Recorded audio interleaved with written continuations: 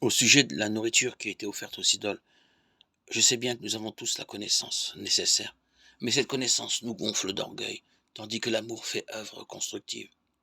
Celui qui croit connaître quelque chose ne connaît pas encore comme il faudrait, mais celui qui aime Dieu, celui-là est vraiment connu de Dieu. Allons-nous donc manger de cette viande offerte aux idoles? Nous savons que les idoles ne sont rien du tout.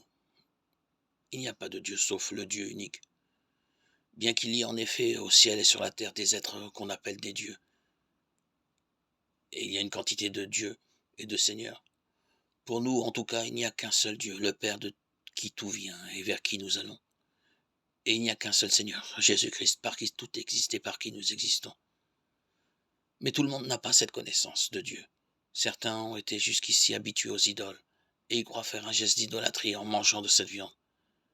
Comme leur conscience est faible, ils se sentent coupables. Ce n'est pas un aliment qui nous rapproche de Dieu.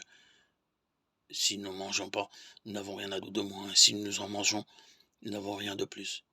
Mais prenez garde que l'usage de vos droits ne soit une occasion de chute pour les faibles.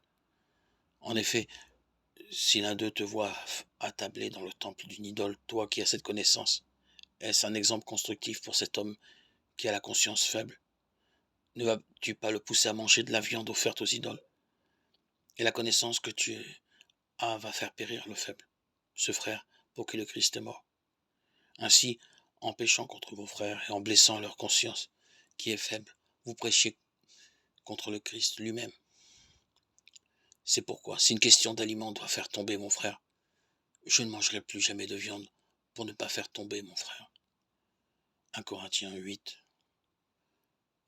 1, 13.